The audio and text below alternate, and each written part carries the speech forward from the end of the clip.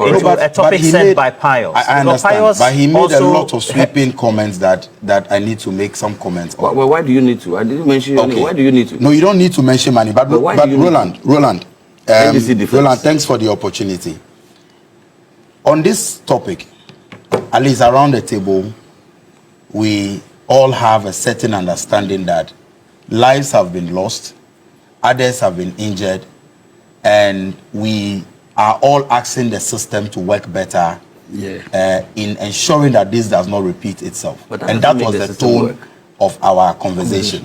But that doesn't make the system work. But Pius, a prayer on sex doesn't make the system work. I kept quiet when you were speaking, even though you said a lot of things that were not true. So kindly accord me that respect and that of the viewers, please. But you are not keep quiet. When I am done, write whatever I say, you can respond.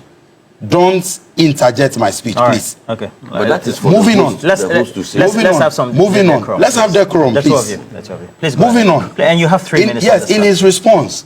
No response in my submission, not Pius. In your submission, Pius linked. I was responding to you. No, but I said you keep quiet. Let me finish. Please. Let's respect the viewers. Please put their mics off. Quiet. No. But there's no issue here. Please. Yemo bibi akwaba na yemfambra Mega TV and platform we eso. Abusia Ghana de oda sorry na sa wanti asem fofora na chese sada na wanda no. Endra one man dey ti say ye asorofo bi makopim ewo abrosen bi so ama na chese abu akolapse kra ama sembi enkofo minse awu na about couple of people so I dem a collapse yes omo aiden omo anya injury abusia saadie we de bia Ghana ukasa nkofo se opekasa yetimi hu se bibi aye trap anase bibi asset pa so bitimi ekunipa ye de ani tena honom hwe mi wie na ma be ma direction bi wo watena kra pen na wo unima kra na wo utia kra no be hu asema making afen so government say a 7-year bond 50,000 udo hu koshima Ghana cedis na me ya do na 7 years ne ko beto a sika de obedi boto sansen we NPP for any omo propaganda team na amachi se omo nti ase unim se NPP for the bibi omo de be propaganda into omo ne Edem Agbana our Ekiti North member of parliament on the ticket of NDC. In fact, Abranti no abon ho modja chechire nima mu but still yet na anase still no na MPP ni ntiase. Yenko na yinkoti we Roland Walker ni show eso e TV3. Yinkoti bi ko ba beto aso e dia ma. Good morning. I wish my brother Edem, Honorable Edem and Honorable Pius a lovely good morning. Your lovely grace a good morning. I think what happened yesterday was tragic, very tragic, and it fundamentally exposes the failure of this our constitution to protect our lives. Because we must place this in proper perspective. What does the constitution do? Yeah, because I'm not coming to do the usual, what's it called? I wish the bereaved. Yes, we all wish the bereaved families, what's it called? Condolences and all. But it's a reflection of a fundamental failure of this democracy to protect our lives. Because even the Constitution says that under Article 13 that government is going to protect our lives and that nobody should intentionally be killed. You see, as a means of fulfilling one of the fundamental duties of this Constitution, which is to protect our lives, protect our liberties, and to protect our fundamental rights to pursue our own happiness. It also places an obligation on government to ensure that the system we create, you understand, do not expose the lives of the citizens to unnecessary hazard. You understand? And that's why we have building codes and all. And that's why we have local governments who ought to give permission to people to build. You understand? So I'm saying it exposes the failures of our system because we have a fundamental inability, and shockingly so, in enforcing the law. You recall the Melcom disaster.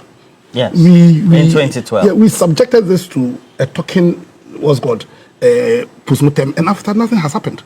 You recall the stadium disaster. You recall just about a month or two ago a case of somebody dying only because they couldn't find beds. How long are we going to subjugate the citizens of Ghana to this? When people we place in power constantly take an oath to what? To be faithful to Ghana. And they are being unfaithful to Ghana insofar as these issues continue to happen. You understand? So you see, and yesterday I saw them playing politics with it. I saw the former MP, MP go there and claim that he was sacked. Then you see our politicians going there and they subject a fundamental failure of one of the most fundamental duties of government to PR. How long are we going to do this? How long are we going to fail the people of Ghana? You understand? So you see, for me, this should represent a wake-up call. This should represent a wake-up call that you don't waste, or you don't spend time going around galvanizing for votes. We give you power, and we want to continue to play politics with that power instead of using that power to do what? To fulfill what has this got to do with politics? It has to do with everything. Because, have you seen the building? Because we have the various MMDs. No, I'm asking, have you seen the building? I have. And the MMD is based on the decentralization policy of governance that we're practicing beyond the political heads are supposed to be doing the enforcement. No, but you see, first of all, do we even have a decentralized system? We have a sham of a decentralized system. Two, the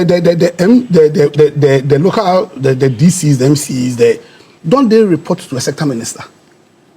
And doesn't the sector minister also report to a president? Yes. So if the local government, let's say the DCs, the MC, fail in enforcing the law, so the sector minister to what? You understand? That's what I'm saying. At every level of leadership, there's a fundamental failure to enforce the law, and we are suffering because of that. The social contract we sign with government, because you see, mind you, there's a philosophical basis for the system of governance we have. What's it called? If you read the Levanthian, where they said that, listen, man in this natural state is, or life in this natural state is very chaotic. You understand? And so we sign a social contract with the government. You understand? We give them, we see a bit of our freedom and we give it to central government. You understand? And the constitution represents that social contract. Sometimes we limit it to manifesto, but the biggest contract, social contract, is the constitution itself. You understand? And under the constitution, the fundamental purpose of saying is to protect our lives. You understand? And one of the ways of doing this is in all the regulations we do, the building codes and all the laws we do, the essence of it is to protect our lives. You understand? And so how on earth and if yesterday I heard that about a month ago, they want people not to go there. So now if they indeed want people to go there, then the people who were there, why were they there in the first place? I'm saying it represents a fundamental failure of government. You understand? And when I say I don't mean NPP or NDC, or they are parties, but of government. And it has been a consistent failure to enforce the law. And to what end? To the detriment of the people of this country. And you see, I hope that it will be a wake-up call that we, the repository of raw power, ought to hold people we give those powers to, you understand, to real action. Being the voters. Yeah, we should hold them. Because we vote and then we go and sleep. And they come in, because I see the same problem. At this one, I heard some people in power saying that we should not be doing blame game. You understand? We shouldn't be blame. But unless and until there's consequence, there's real consequence for actions or inactions, then we'll just have a constitution in name. We'll have rights in name, but we'll have rights that won't be enforced because the people we've given our powers to what end? So they'll protect our lives, they'll protect our liberties, take the power, and they go and sleep. That's the problem. You understand? And unless and until us, the repository of real power, you understand, see this as one of the numerous symptoms of the fundamental failure of government to really protect our lives. Then we just talk like we always do, and I can bet you in some few months to come, we'll see another disaster. Yeah, and Edem, he's saying that people have to be held responsible for this. And for Lawyer Pierre Dankwa, he says that it has to be from the bottom to the top. And the responsibility really is with whoever is holding public office. Because at the end of the day, they hold the office of accountability and so need to exert that sort of responsibility. Well, Roland, let me say good morning to you once again and to my brothers on the panel and to our cherished viewers across the world, especially to the good people of Ketu North. And Roland, let me also say that the rainfall, heavy downpour on Saturday evening affected parts of my constituency. Parts of Tajevu were flooded, parts of Joje were flooded, some buildings collapsed, some people lost their source of livelihood and others. And so I spent yesterday morning visiting some of them to ascertain the situation and see how we can help. We've placed some calls to NADMO, and hopefully by close of today and throughout the week, some compensations and support will be given to some victims of the flooding. And that relates to this whole issue of our assemblies and how our communities are planned, who is really responsible for inspecting these structures to ensure that disasters like what happened yesterday at Accra Newtown does not repeat itself. Roland, I begin by sending my condolences to the families of the bereaved, and also my prayers are with those who are injured. But Roland, too often, one disaster strikes, these tragedies occur, we come here, we offer our condolences, we call for investigations, committees are established, and we don't hear anything about it again, and the next one strikes again. That must stop. We must get to a point where we take some of these issues serious. Lawyer Dankwa has raised the issue of the constitutional mandate of people in power or government to ensure that lives are protected at all costs. Roland, what happened yesterday was not fate. It was failure of the system. And when it happened, I've seen comments, even on social media. People say, oh, we have seen this building. It has been like that. People say we pass by that building daily, and we've always known that a day like this would come, and all of that. The first question we need to ask is that, who are the people working in the assembly? What is their responsibility? Is it that none of them? Because I am told this building has been up there for since 2012. That's what they are saying. I cannot confirm. But per the reports and what we are reading on social media, this building has been in that state since 2012.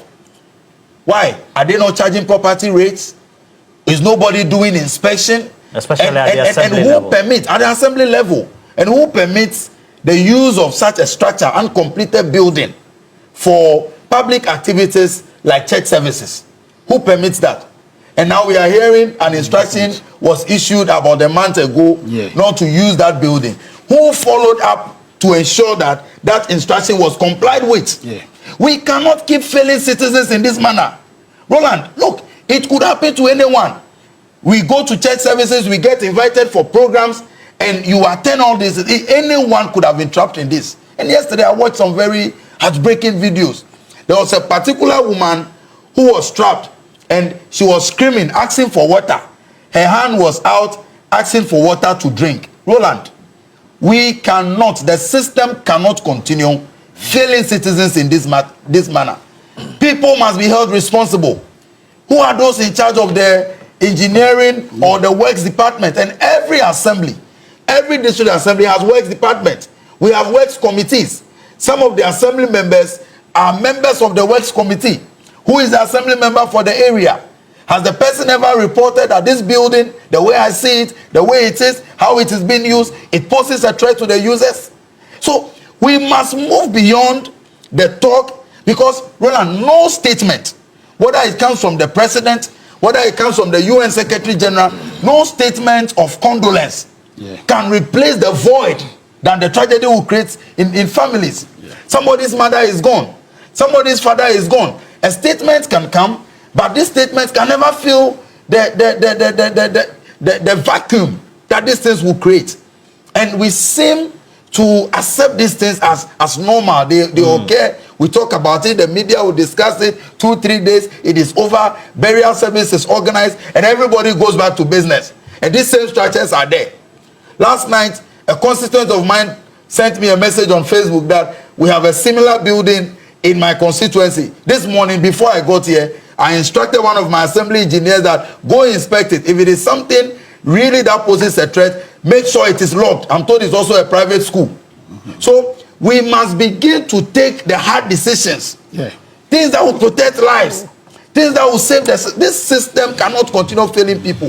Roland, it's very sad. Yesterday, watching the videos, and while we commend the response, the swift response from the police, the fire service, I saw Interior Minister, Education Minister, and many others visited. All of them were on site trying to ensure that people are rescued. But beyond these things, while we comment, beyond these things, preventive measures must always be taken. Roland, we always talk about the district assemblies. These assemblies, everyone, people say we should elect them, people say we should appoint them, and what have you. But whether appointed or elected, there are enough structures in our assemblies to ensure that things like this do not occur. I'm telling you that if they were working daily. If they were working effectively. If they were working effectively. Go to the assemblies and go and find out the number of engineers that are being paid monthly. The number of people working on the works department. Why? This building, as people are saying, the structure has been a threat for so long now. Is it a case that none of the people in the assembly saw that? We have unit committee members.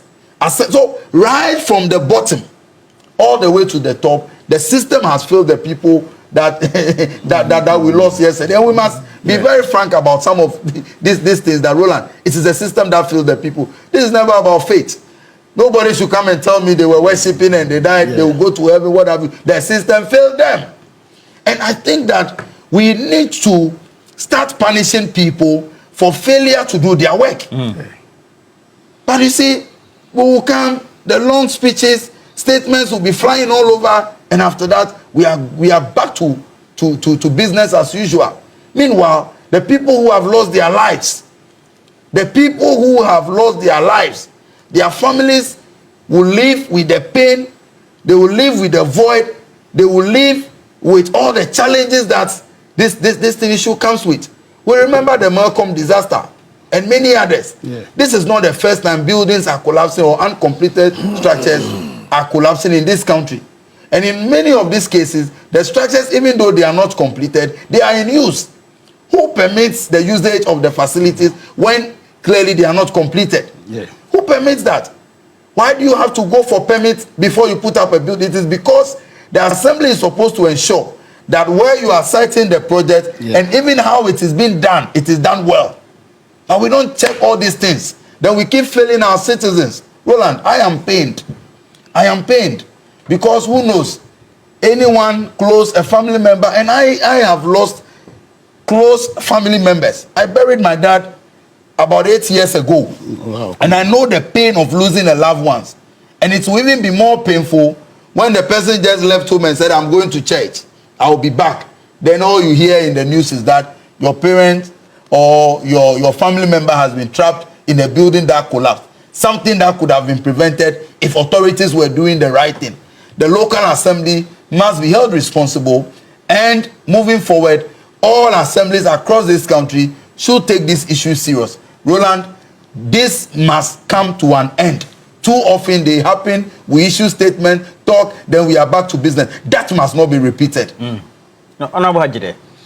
Well, Roland, good morning to you and my brothers here, and of course our cherished viewers. It's called Lawyer Pierre Dankwa. Yeah, Lawyer Dankwa, and my brother and friend, my MP. He's your MP? Yeah, from my other constituency. So I thought you're Sojaman. It is actually your constituency, not your other. My other. I have two constituencies. No, it is your primary constituency. Yeah, but now you are qualifying it. So yes, so it's your primary constituency. Okay, so he has two constituencies. In the fact, one that he stood I was parliamentary candidate in that constituency. Yes, on behalf of NPP. Correct. Okay, and then you have your other one as also as Sojaman that you stood for. All right, please go ahead. You know, the Honorable Hajide. You know how the law around representation is fashioned in our country. Very well. I want to associate with the sentiments of my brothers here, and also to extend my personal condolences and the condolences of the flag bearer of the New Patriotic Party and the entire NPP to the bereaved families in the unfortunate accidents of yesterday in Accra. I think that the fact of the matter is that the issues that my brothers have raised cannot be overemphasized. And I want to take you from them and also not join the talk shop, because that's what they appear to be complaining about. Many a time we allow these things to happen. Politicians come to show face, take advantage of it. I mean, I remember there was an accident on the Volta River in OT. The vice president went, donated huge amounts at the funeral. It became the funeral became a political activity. We will leave, and that is it. Politicians will come on radio, commentators will come on TV, we'll talk about it, and we'll wait for the next one. So I want to take a cue from my brothers and not to fall into that trap, and just to associate with the wonderful contributions they have made, but to also admonish that even as citizens, yes, the duty bearers are there, they have their responsibilities under the social contract, the constitution, but we also have our obligations as citizens, because enforcement also has a cost. And so whilst we admonish duty bearers, and I'm happy that today we are making progress, at least on this set, when people in the system, members of political parties in power, can admit that the systems are failing. For me, it is an indication that we are realizing the shortfalls. But realizing the shortfalls themselves may not be enough. There should be a political will to close those gaps. So I would want to leave it at that. And Bernard, I want us to look at the bigger problem, because in their conversation, what is the role of building inspectors? Do we have a working decentralized system in our country? What is the role of the assemblyman and the district engineers and the planning officers and so on? But I also know that if you engage with these individuals, they will also talk to you about the insufficiencies of their systems. Some of them don't even have vehicles to go around their various jurisdictions to do the inspection that they are supposed to do. Whilst in the meantime, we are seeing a lot of slippages and a lot of wastage in the system.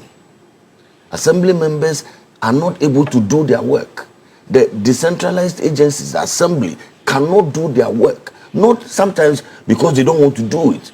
So we can scream all we want. We should hold people responsible. But if the means for the people to do their work is not there, what can they do? But they have to work. But what if the means to do the work is not there? So they have to be resourced. Exactly, that's the question. And then we wake up to the mother of all scandals.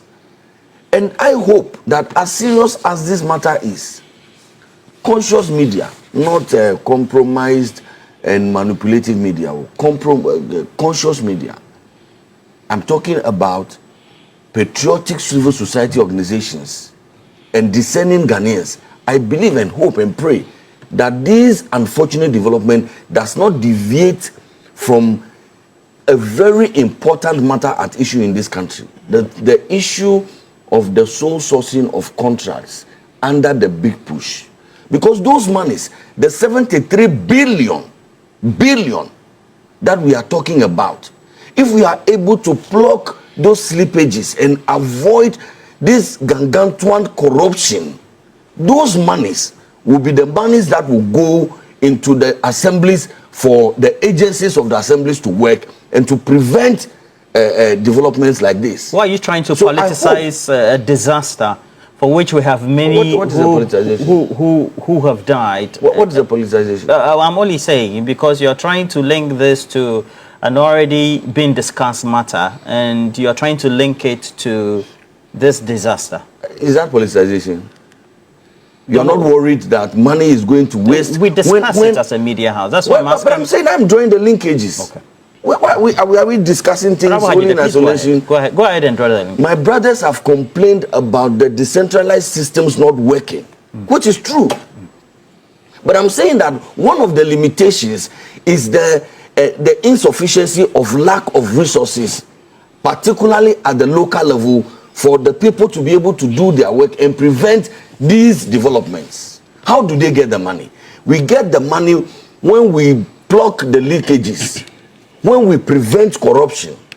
And I'm saying that one of the classic examples, which is the mother of corruption. Look, Bernard, I'll give my name is Roland. I'll give you an example of a road that was constructed only in 2016, an asphalt road. Ordinarily should have taken 30 years. 30 years asphalt road. In fact, at the commission of that road, the then president commended the contractor, Monsieur Jibril Kanazoy, that Burkinabe contractor that was in the center of the Ford saga.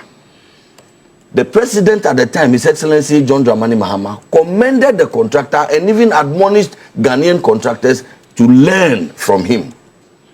From 2016, 10 years, not 30 years, not 20 years, 10 years later, the road that was constructed at 25 million euro is now constructed almost at 70 million euros, over 60 million euros. Almost more than double the cost of the construction. The rehabilitation is costing more than twice the amount. And I'm saying that we should link this conversation to these things that we are seeing, because it is the resources that we take away, because it is authority, exactly health and safety, exactly, because it is the resources that we take away. Honorable Hajide, please draw the linkage. That's what I'm explaining to you. It's the resources that we take away from them and push into procurements like we are seeing now, single source procurements that allow people to just siphon the state's money without accountability. That is what will cause a building inspector not to be able to go and do his inspection work. And that is why we will see what we are seeing. So we cannot just be discussing these issues in isolation. There is definitely a linkage.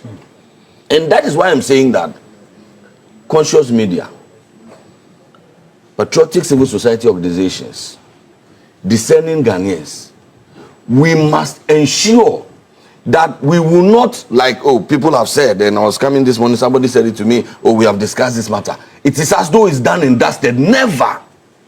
We must have conversations on this matter to its logical conclusion. Parliament, the honorable member is here. They must call for a bipartisan inquiry, not an inquiry where the collapse of the building. No. On the corruption, the large-scale gargantuan corruption that then occasions. Are you setting your own question and answering them? Because specifically for the reason why we're asking these very questions are how we can ensure that the authorities within the assemblies and the various MMDAs are able to police and guide as well as monitor so that we don't have disasters of this nature. And you're saying... I'm saying that. Yes, sir. To answer that question, we have to find the resources for the local assembly to do their work. Very well. And the way to do it is to ensure that some minister or some ministers, and again, Bernard, Roland. My name is Roland. Roland. And if you call me Bernard again, Roland, I'll be cross with you because I'm your classmate. We all completed school the same year. Don't worry, Roland. So don't call me Bernard again. My name is Roland. And you know you should know my name I know your name because very we're well. classmates. I know your name very well. Okay. Mr. Roland, forgive me. You see, the loud silence of the president on this matter could even suggest... On which matter? On the matter of the matter of corruption, the scandal, could even actually suggest complicity. But I'm saying that you, Bernard, are asking me. I'm Roland, not just Roland. present complicit? Roland, not Bernard. Okay. My name is Roland. He said... I said you're my classmate. You mentioned... Oh, we all went to Bishop Herman College. It's in Kwando. I'm saying that. Walter Regis. I'm saying that. Call me Roland. Pius, call me Roland. Roland. You said Bernard. You said again. Yes. Roland. Roland. Don't forget my name. Roland. Our classmates are watching. Don't worry. Roland, don't distract me. I see what you're doing. But I'm saying that my direct answer to your question is that I'm taking cue from Lawyer Dankwa, who says that he won't come and sit on TV today and say that, oh, I'm commiserating with the family and that we should set up a committee to interrogate the matter, and then we'll wait until another one happens, and then he will come and sit on TV and I'll commiserate with the bereaved families. Politicians will go and they will sack some and they will accept some. He doesn't want that kind of conversation this morning. He wants conversations that are linked to solutions, i.e. the prevention of the occurrences of such unfortunate developments.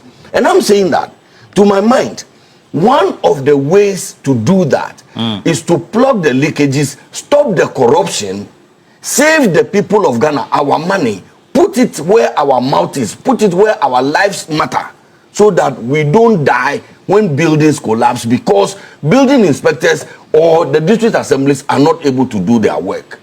The question then that arises is that, how do the assemblies get the money? If all of that money is going into big push, and some people are suspecting, and I'm one of those people, suspecting that there has now been created, and that's why in the wisdom of the judge he says that our brothers know how to create. Your constituency, is there a big push project in your constituency? Your two constituencies?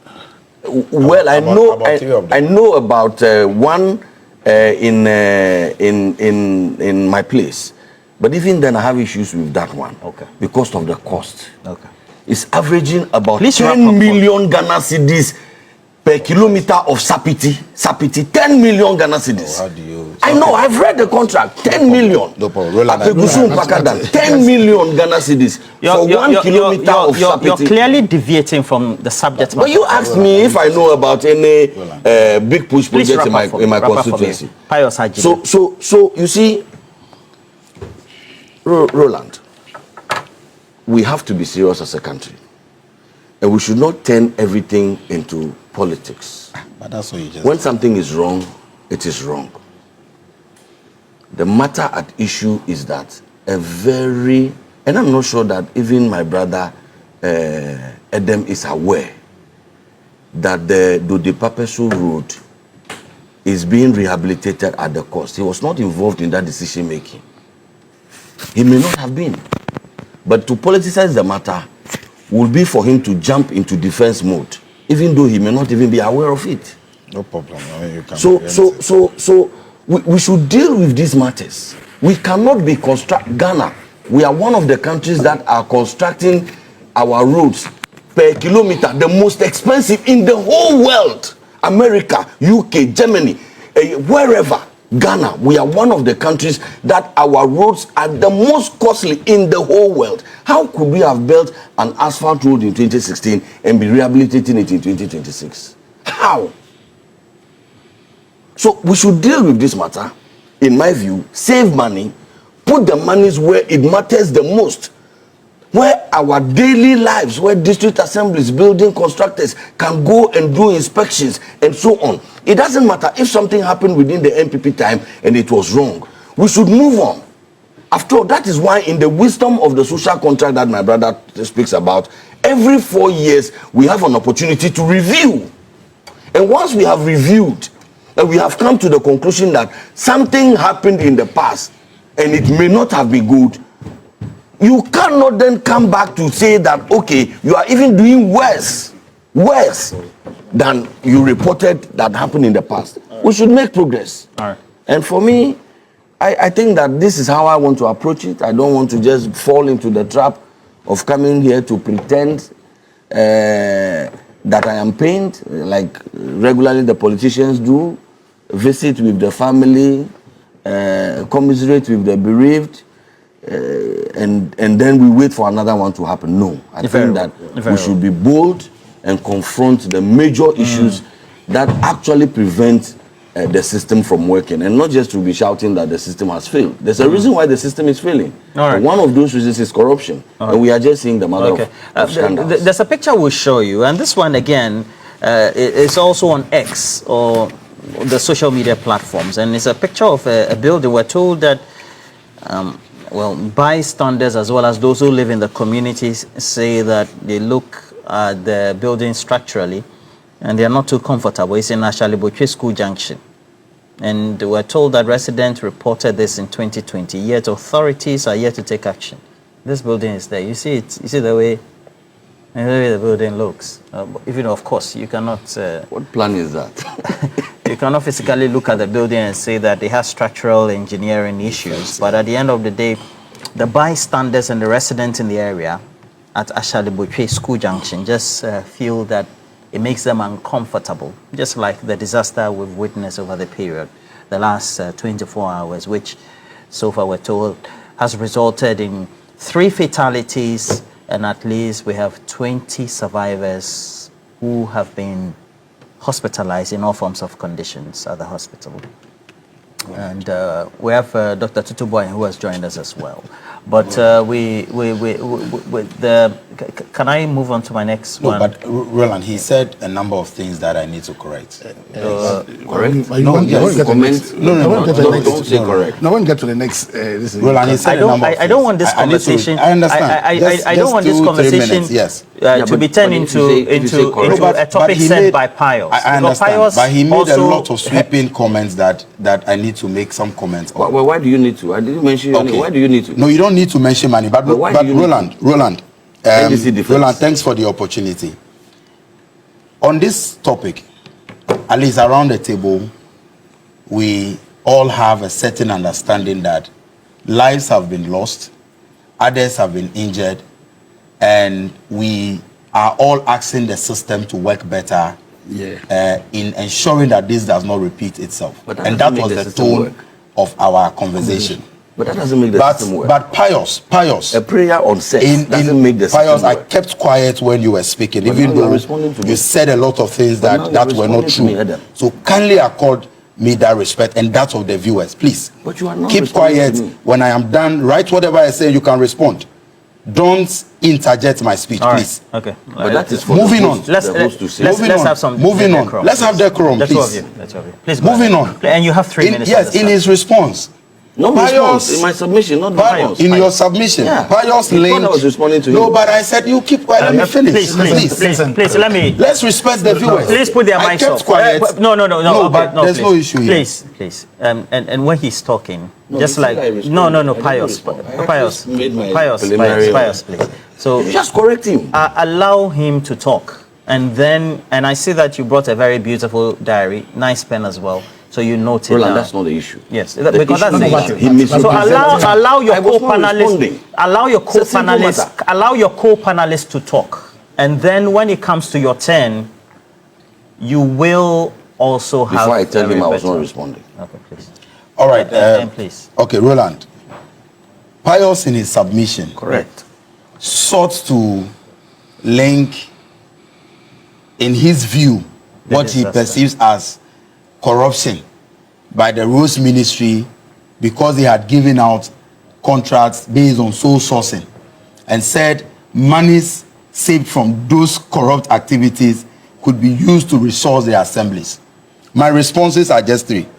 The first one is that, Roland, the NDC government under President Mahama has resourced the district assemblies more than any government in our history. As we speak, currently at the assemblies, they are receiving not less than 80% of their allocations.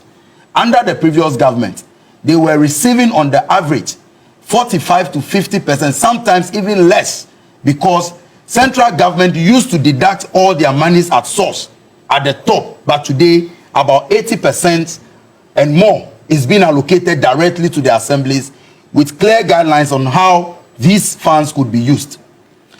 So that issue about not resourcing the assemblies is not true and cannot be true. Pius simply doesn't even understand how the local district assembly system works, how our local governance structure works. Because if he understood that, he will not be here making claims that under the NDC government, they are not resourcing the assemblies. Everyone, including former district chief executives under your government, will mock you when they listen to you. Number 2, Roland, do we want to have a conversation on corruption? Yes, I am ready with my chest out to have that conversation. Absolutely. But certainly, if you want to have a conversation on corruption, and for anyone to preach anti-corruption and good governance, it's certainly not Pius. Not Pius. Pius Hajide, my in-law, from our people. We know your records in government. We know what you are capable of doing and what you have done in government. So you cannot say because government has given sole source contracts that amounts to corruption, and even claiming, and in a very ridiculous manner, you calculate the amount of contracts, the total amount of contracts given on sole source, let's not deviate and assume. Now, is it saying that, for example, Roland, I want us, we are not deviating, I'm responding. Roland, is Pius saying that, for example, if government gives out the road from Afipe to Chinu on sole source basis for, let's say, 100 million Ghana cedis, that amounts to, it means that all the 100 million could have been used to buy buses or to buy pick-ups for people at the assembly. Doesn't mean if the contract goes to competitive bidding, it means that no money will be used. How do you even make that fundamental calculation? I cannot. It's ridiculous. Number two, you Pius, on the issue of corruption. Pius, you. Yes. I can tell you that you are an example. Yes. You are a locus classical. You are an example of somebody who does not deserve to talk about corruption, because you yourself, your records are there. You are not clean. And I can quote members of your party. In fact, when you were appointed by Brian Achampon, I've heard members of your party, members of Dr. Baumia's camp, members of Kennedy Japo's camp, who said that for somebody like you, with no integrity, with no clean record in government, how were you clear? No, Pius says that corruption issues must not be treated and then be left without conclusion. What was the conclusion on your matter? When Akufo-Addo cleared you, what report did he use to clear you? Your minister accused you of engaging in visa racketeering. Till today, your minister said so. I am not a CMA. It's not his minister. I did not say Pius engaged in visa racketeering. Your minister says you engage in visa racketeering. So when Akufo-Addo was clearing you, which report did Akufo-Addo use to clear you? Your minister says so. I am not saying so. You are my in-law. I'm actually married to your sister. I'm saying that that is not the issue. Raising the visa racketeering issue. It is his minister that says so. Your minister says you are corrupt. For which reason you were asked out of the sports ministry. For you to sit on TV and suggest that because Honorable Agboja had given out sole source contract and even said, listen to his statement, that President Mohammed's silence could mean that he is complicit. How dare you? You a corrupt fellow? You that with such records at the ministry? You sit on TV and make these allegations and expect to go scot-free. Roland, let it be on record. Yes, I will let you respond. Let it be on record. Let it be on record that even if we are having a conversation on corruption and anti-corruption, you Pius. I mean, if we want to be serious, as you suggested, no political party that is serious will send you to represent them to speak on corruption. Can we deal with the matters? Roland, when it comes to I understand that. You are not the host. You are not the host. Please. Roland. Take the mic. NPP and NPC talk show. And we won't allow this. That's the host. We came prepared. You are not to have discussion. But you are allowing them to tell us into an NPP and NPC talk show. It's not the A-side. Why? I think I'm trying to lawyer. All right, Roland, please do something. I beg you. This is not an MP. Gentlemen. It is only fair. When I made my MP, I won't allow this to be turned into an MP and this is talk show. That's exactly what you are doing. It's okay. Ceasefire, gentlemen, ceasefire. Roland, I did not drive all the way here to come and listen to MPP and this is talk show. It's not MPP. But it's 8:30 and you have sent this into an MPP and this is talk show. Can I have just 1 second? No, but you said it's okay. There's a host. And the government allows them to become an MPP. Please allow me as a host. So please take in charge. We put 2 topics up for discussion. Please take charge. The disaster or the collapse of the building has happened, and so we discussed. Okay, so let me take the second one. And then the second one was going to be about the 7-year bond that was going to be issued by the finance ministry of government domestically. All right. Roland, I'll use my time. What we sought to ask was that, are we ready for the bond market even domestically as it is? And so Pius made a submission, and that's why we had the recourse of a rebuttal from Edem Agbana.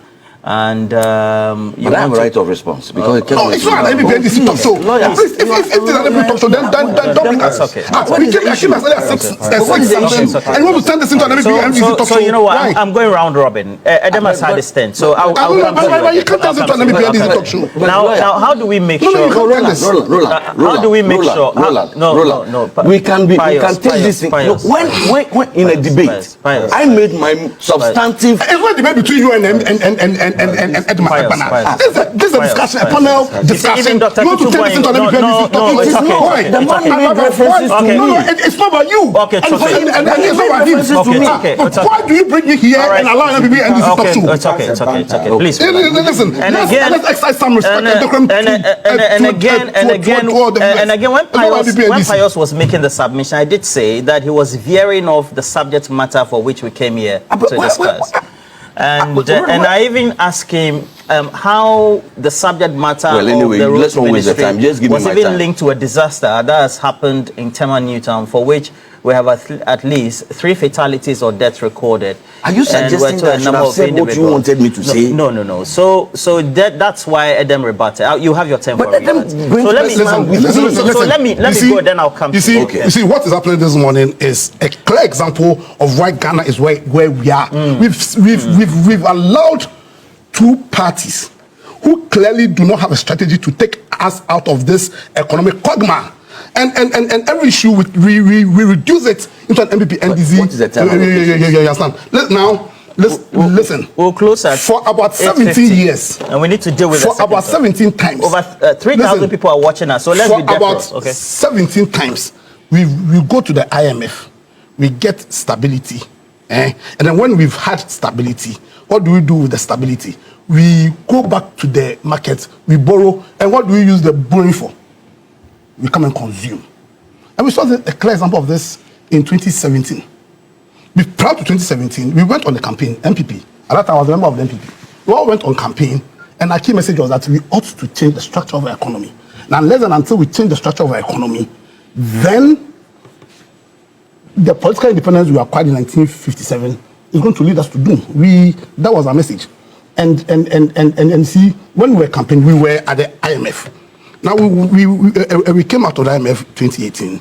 Between 2017, when NPP took power, and 2024, when they left power, the record shows that NPP took 11 billion bonds from the Eurobond, and took about, as in being very charitable, almost $60 billion from the domestic bond market. Now the question is, what did we do with that money?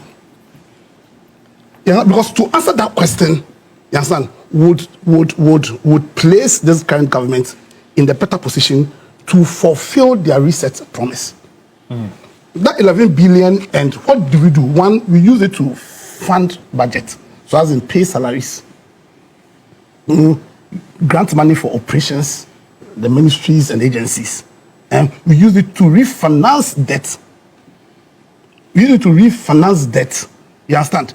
And essentially, we failed to use those monies to transform our economy from an economy that does not produce, from an economy that cannot create jobs. You understand? We failed to do that. Well, the reasons were that we had COVID, Ukraine, and Russia. And we started borrowing, so we borrowed 11 billion plus 60 billion on the minimum. Join the two together. You understand? Before the Russian-Ukraine war, we had the opportunity to fund productive sectors of the economy. How much money do we spend in the 10-point industrialization agenda, which was a key feature on the website of the Ministry of Trade? We spent just about 400 million Ghana cedis on 1D1F. Spent about 5 billion on NAPCO. You understand? We spent 97 million Ghana, is it dollars? But they said on the whole. On the whole. 100,000 jobs. Where are those jobs? And most importantly, what was how much did NAPCO add to our GDP? We spent $97 million on the whole. 97 million on the whole. And right now we are being told about a lot of corruption matters. I think Edem wanted to even go the national service one. How much money are people claimed to have taken? And because of all that, because of our fundamental failure to use all the monies we raise as in productive sectors, right now we found ourselves in a situation where 2022, one of the fundamental principles of economics 101, which is the safest place to place your money is in government bonds, was breached. And so one of the key issues this attempt to enter into the domestic bond again raises is, do the people of Ghana, or has Ghana gained the right to ask its citizens to place their monies with them? That's the first question that ought to be asked, and I think is a question that will be answered by the extent to which people will partake in this bond issue. Secondly, and that's the most important thing, what are we going to use these bonds for? Because if we go the same route as His Excellency Nanado went, as we have done in all the 17 times we've been on the bond market, where we use the monies we raise there for consumption and not for productivity, then if we use those monies for political expediency as against production, then doom will await us. So this is a caution from you. It's a huge, because see, for me, I think this government has gotten to a place where we are going to see whether or not the reset agenda they promised was just mere rhetoric as against proper commitment to change the way and manner politics is done in this country. You understand? We've heard about their 24-hour economy. I've come here and I've commended them for institutionalizing same. Now, they should tell us, we need some form of transparency. This bond that they want to issue, what are they going to spend it on? Because I'm saying, if they are not going to spend it on productive matters, and if they are going to consume same like Nanado did, you understand? If these monies are going to be the subject of the massive corruption, I was surprised my brother here veered into corruption. But I don't blame him. I blame the slow pace in which this government is dealing with the alleged corruption exhibited by the elsewhere regime. Slow pace? Yeah, extremely slow pace. Yeah. You think they have to fast track? Yeah, exactly, because that's how... You're a lawyer. Yes. As in, when we say the rules of justice grind slowly, it does not mean that, you understand? Slow pace, and that's why people can come here and have the courage. When you see, we can never support sole sourcing if it does not follow the law. Because sole sourcing, as it stands now, is allowed under the law. And when an issue Section of 40 it's allowed under the law. When an issue of sole sourcing comes up, your first question is, have the conditions that the law give, you understand, be fulfilled? That's the key issue. Now we can you understand? And I'm making my submission. And two, when a government that spent about 99% of its procurement on sole sourcing, if they still think that they have the moral authority to talk about 44% sole sourcing, when the brother of the president himself or the vice president had 3 sole source contracts granted him at rates which were inflated. You understand? You see, we ought to be serious. And all I'm saying is that this bond, as in the 7-year bond, it's a necessity for the domestic market. It's a necessity, but this bond will be successful if the funds raised are used for productive ventures. If it's used to boost industrialization, if it's used to boost agri and agro processing, if it's used to boost export agenda. Secondly, see, when it comes to spending on infrastructure, there's a reason why the PPP Act was passed. You understand? Yes. There was a reason why the private-public a partnership act was enacted. My simple advice is that we should find a way of attracting private capital into most of our infrastructural developmental agenda. Because you see, Friday I went around as I traveled all the way to his constituency, to Akusumbu. And when went to Sojamai, Pius constituency. When I saw the bad state of the roads, how much money did Nanado say, did NPP say they spent during the year of the roads? 2018, 2019. Yeah, how much money was spent? Because we have had the year of the roads like 2 or 3 times. How much money did they spend? I recall, and I stand to... What's the point? Correct. Over 40 billion roads. 40 billion was claimed to have been spent on roads. I stand to be corrected in terms of the amount I'm quoting. Yeah, you understand? But if we had year of the rules like 2 or 3 times, then what justification can you have? 3 years. What justification can you have for the state of our rules now? I use that Accra Kumasi road a lot. It's a death trap. I was going to his constituency, I passed through Dodoa, you understand, and then got to Sumenya, and I saw the state of the roads going to Sujaman. You understand? You see, because we run a procurement economy, because the reason why we sometimes, most of the time, we attempt these procurement agendas is not because we want to solve problems. You understand? It's because they see it as an easy means of getting money in their political pockets. And that's why, even though we've passed the PPP Act, for strange reasons, we read, apart from the Temamoto way, which is being considered under the PPP, we failed to use. So I advise the current government that, listen, they raise bonds, unless they use it for real productive ventures, they will have a problem. But also, they must also look at alternative source of financing at developmental needs. And one of the key ways of doing that is by resorting a lot of our infrastructure development to the PPP, to private-public partnership.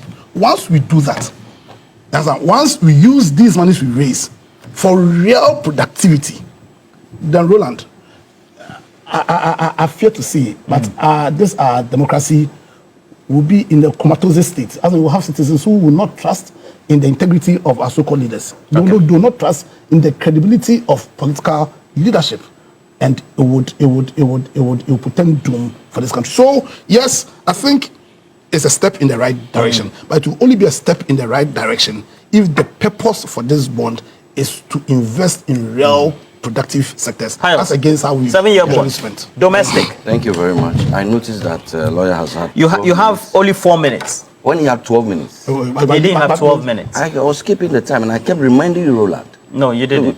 Pius, do you want to keep the watchers will be the better judges on this matter. Well. Please go ahead, I kept reminding you, are we still watching the time?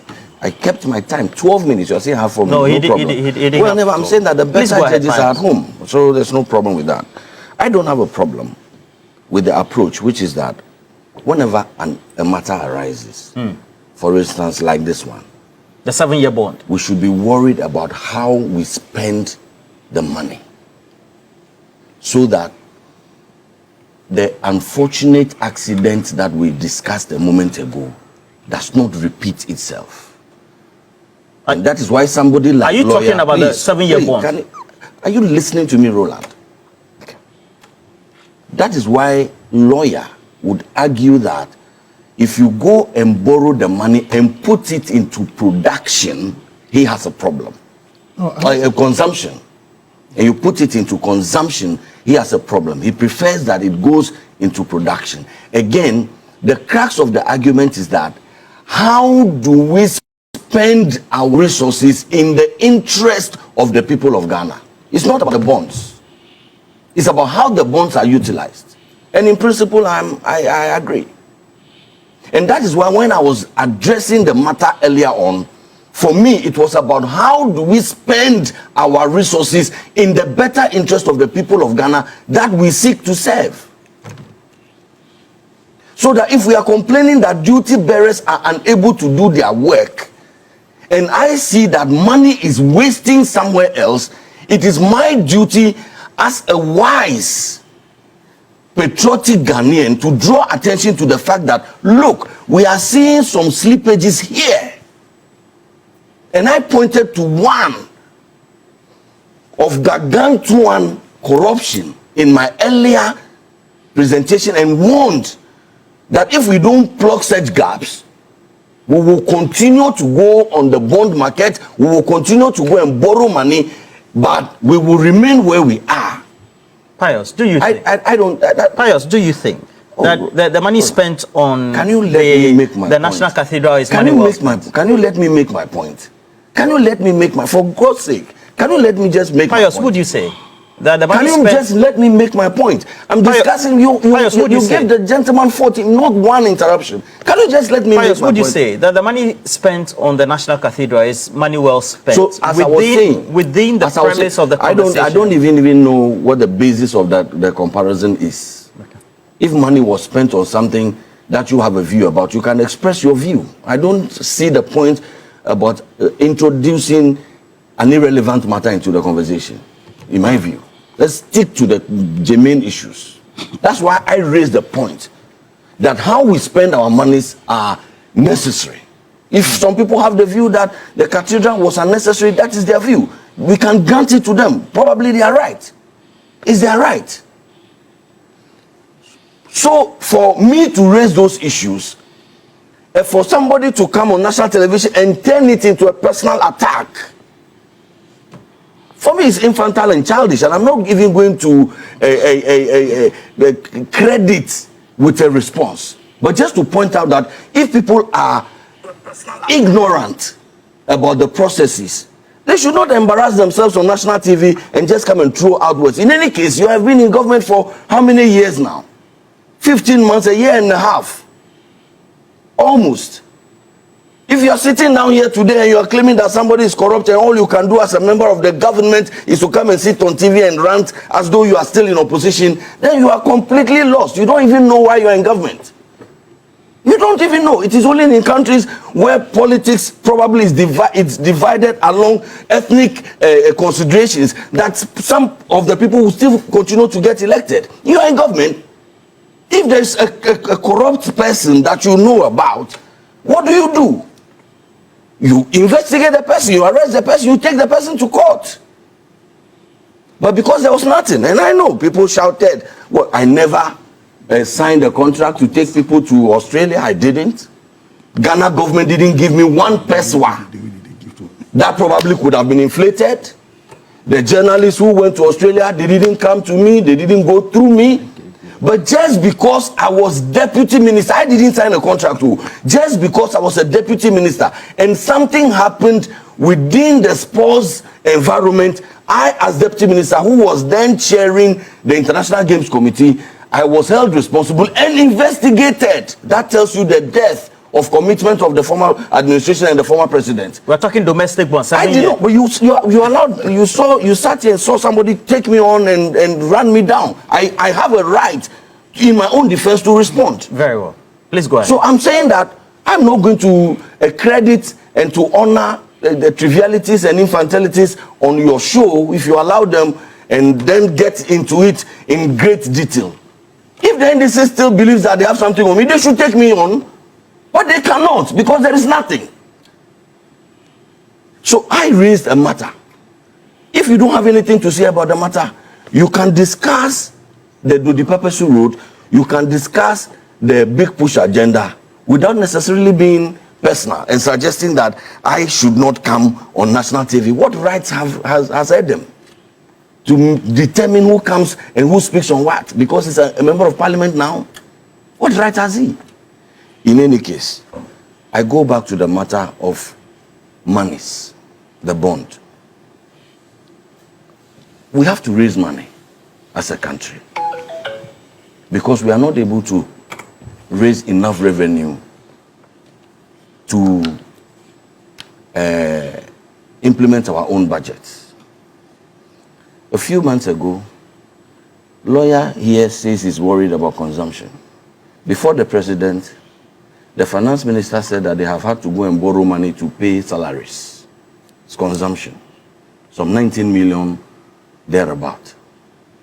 So, lawyer, you should prepare to get some headaches and some heartaches because already the finance minister says that they are borrowing money and they are putting it into consumption. What you are worried about? So I'm sure that with the affinity that I see, you probably would want to send them a memo or some advice so that they can watch it. And I agree with you. What affinity? Oh, we can discuss that one at another forum. Because that is what is actually happening. We are borrowing money and spending it on consumption. And I agree with you.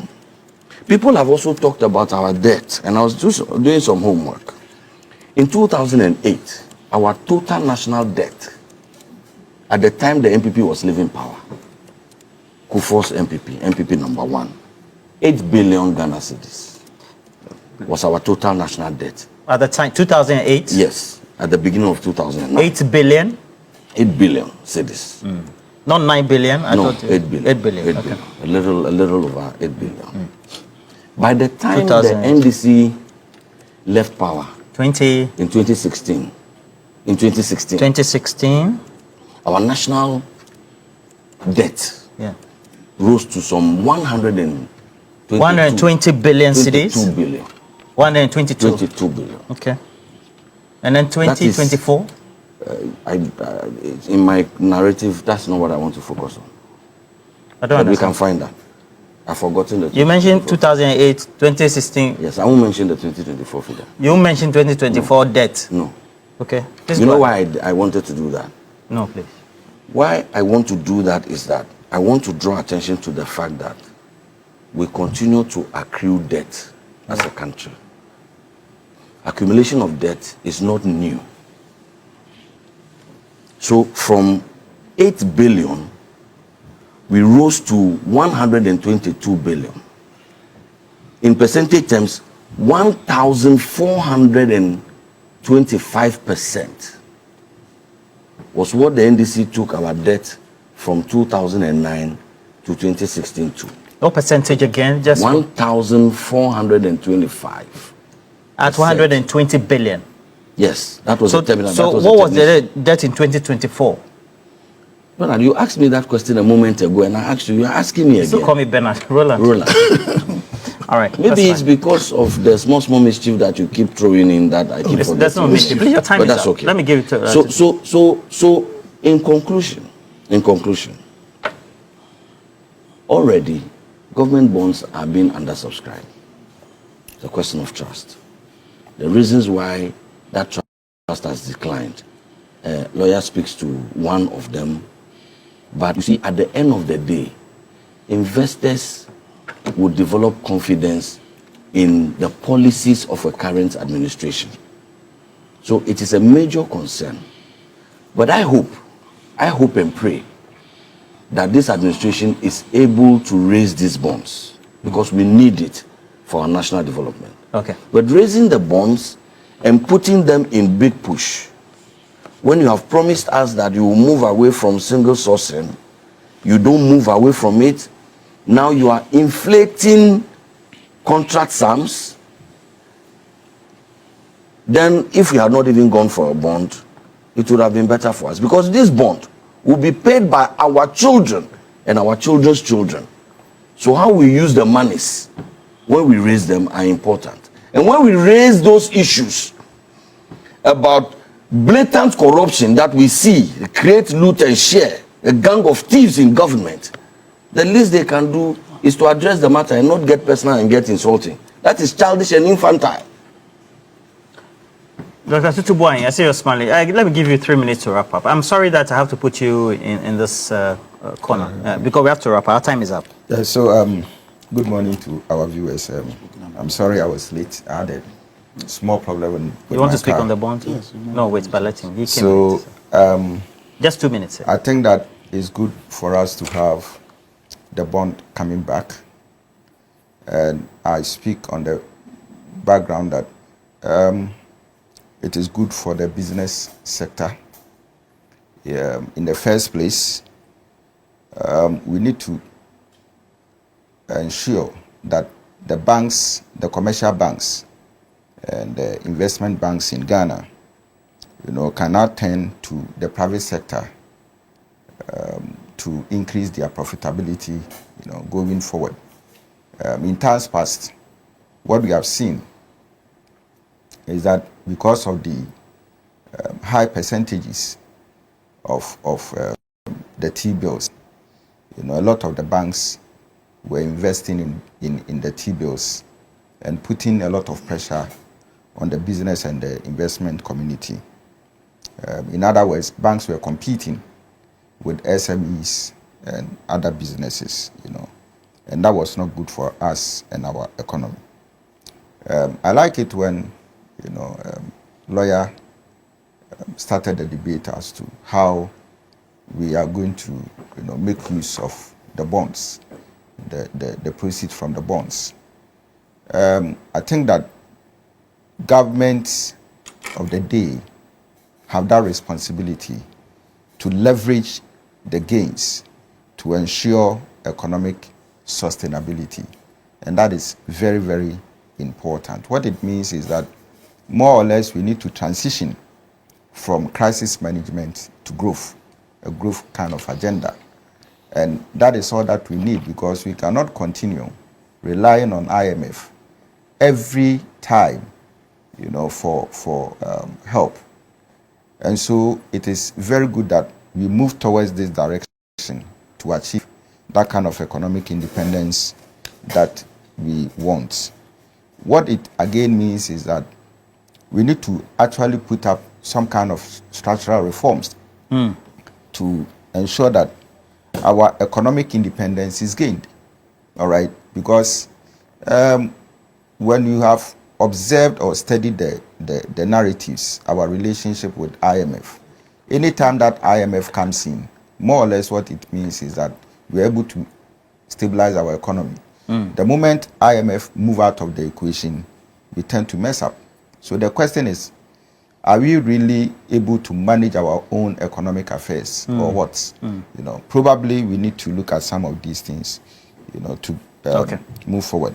Sorry, I have to truncate you. My time is up, unfortunately. Edem, you have no right to talk on this. On the bond. On the bond. Yes.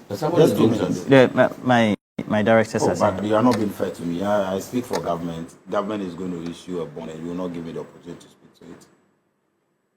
Should I go ahead? No, don't go ahead. But I don't think that you. I apologize to you as well. Enti semno na yakwa akuti edi abanom.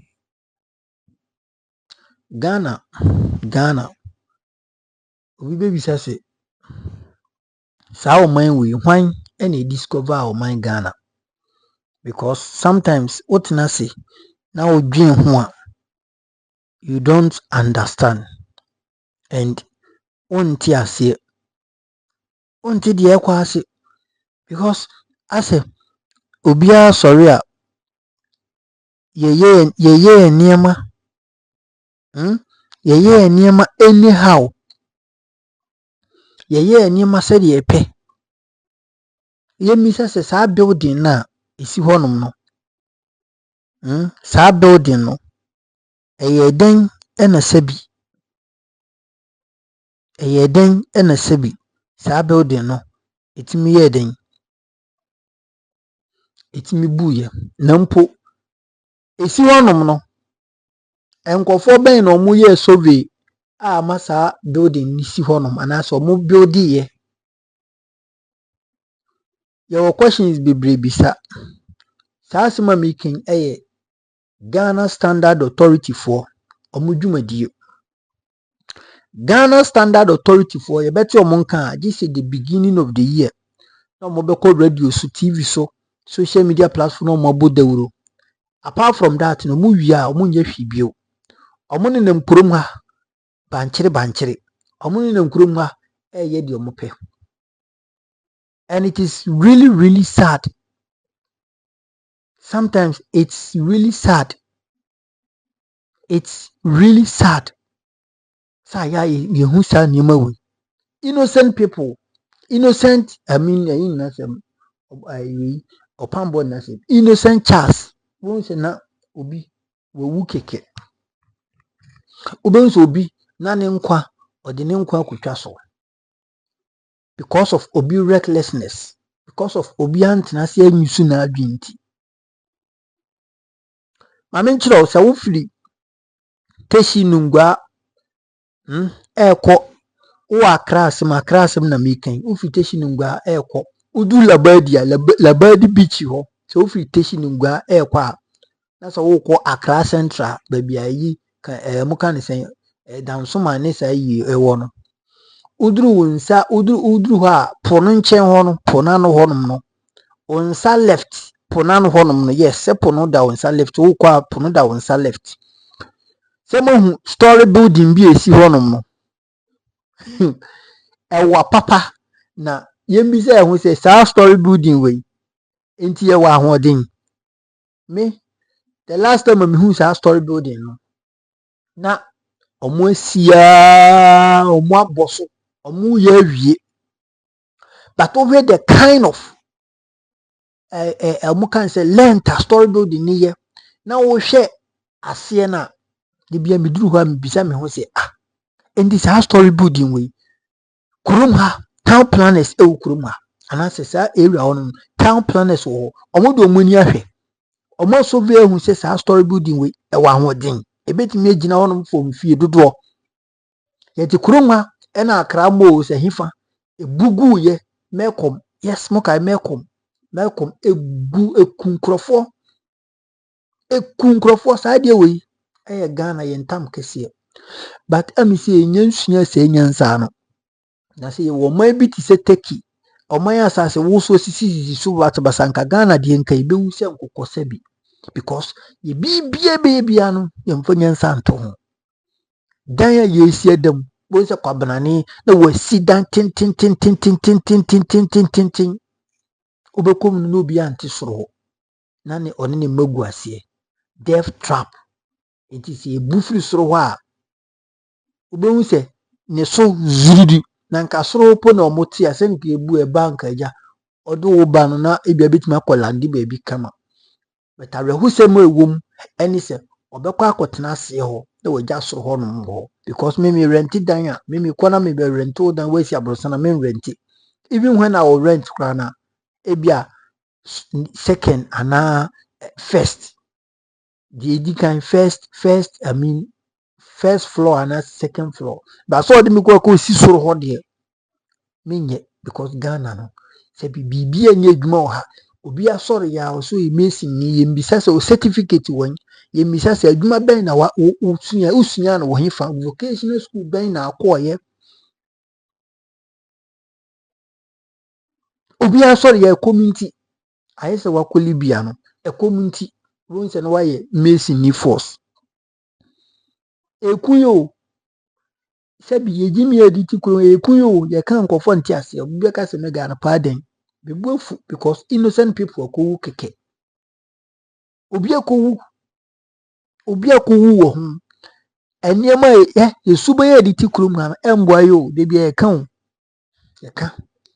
ye ka ne yaka Ghana yesuba ye editi kuro mu na ye ne ye na ekuye adenji akwa buruchira tanye bi obi befatu ashutu ni nua for some reasons bi anase bi anya ntokwa sa area ne sa nkofo ntokwa ya it is hardly say nkofo bewu obi timi nyina na afedi a woto honom na wadan aboa sabi na ni tin na afudwi wa buruchira Ghana ha yintimi nyini sa anka na tete no ena na sa nema na wo ho but ne nema ye aduane ye di kura no ye de poison gum e de ma ye ho na ye di ni yewu ti ni ahoden na ye kurom mpanfo ye yi yomo mutim kutumkutu omo tantantan a omo hwe sa ade ne so but be wi achi ni wakogi sika onye ade a ye ku ye hu mo me ye ka no kra mu ntie o Ghana ye de sa ye ku ye hu kakra o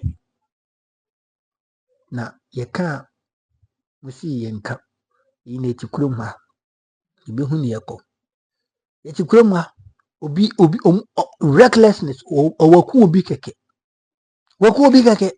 because of ni suba money because of one hwe ni hu ye nti waku obi keke ko kan musi mayenka kira wadwen wo comment section nim na like share na foforo nye behwe median mega makra bye bye.